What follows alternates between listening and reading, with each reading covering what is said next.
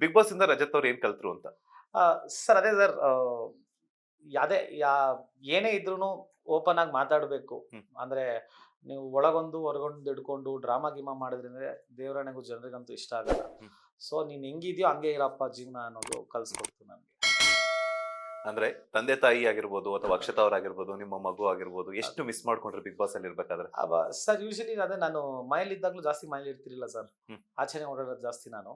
So ನನಗೆ ಅದರಿಂದ ತುಂಬಾ ತೀರಾ ದೊಡ್ಡ ಡಿಫ್ರೆನ್ಸ್ ಅನ್ಸಿಲ್ಲ. ಬಟ್ ಅದೇ ನನ್ನ ಮಗಳನ್ನ ಒಂದೊಂದ್ಸತಿ ಮಿಸ್ ಮಾಡ್ಕೊಂತ ಇದ್ದೆ. Okay. ಎಷ್ಟು ಅದೇ ಮಾತಾಡ್ತಾ ಇದ್ದ ರೀತಿ ಆಗಿದ್ದು ಅಲ್ಲಿ ಒಂದೊಂದ್ಸತಿ ನೆನ್ಸ್ಕೊಳೋದು.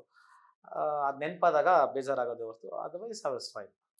ನೀವು ಹೇಳ್ತಾ ಇದ್ರಿ ರಿಯಾಲಿಟಿ ಶೋಗೆ ಹೋಗ್ಬೇಕಾದ್ರೆ ನಾವು ಫುಲ್ ಬ್ಲಾಂಕ್ ಆಗಿ ಹೋಗ್ಬೇಕು ಅಂತ ಹೇಳ್ಬಿಟ್ಟು. ಹೌದು. ಆದ್ರೆ ಬಿಗ್ ಬಾಸ್ ಅಂತ ಬಂದಾಗ ಅಲ್ಲಿ 17 ಜನ ಕಂಟೆಸ್ಟೆಂಟ್ಸ್ ಇರ್ತಾರೆ. ಹೌದು. ಸೊ ಒಬ್ಬೊಬ್ಬರ ಮೈಂಡ್ ಸೆಟ್ ಒಂದೊಂದು ರೀತಿ ಅಂತ ವಿಭಿನ್ನವಾಗಿರುತ್ತೆ. ಹೌದು. ಅದರಲ್ಲೂ ನೀವು ಮಾತ್ರ ಡೇರ್ ಡೆವಿಲ್. ಹೌದು. ಸೊ ಎರಡ್ ಮಾತೇ ಇಲ್ಲ.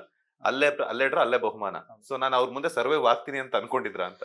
ಸರ್ ಅದೇ ಇವಾಗ ನಾನು ಪ್ರತಿ ಸತಿ ಹೇಳೋ ತರ ನಾನು ಮಾಡಿರೋ ಇಷ್ಟು ರಿಯಾಲಿಟಿ ಶೋ ಒಂದು ತೂಕಕ್ಕೆ ಹಾಕಿದ್ರೆ ಬಿಗ್ ಬಾಸ್ ಅನ್ನೋ ವೇದಿಕೆನೆ ಒಂದು ತೂಕ ಆಗುತ್ತೆ. ಹ್ಮ್.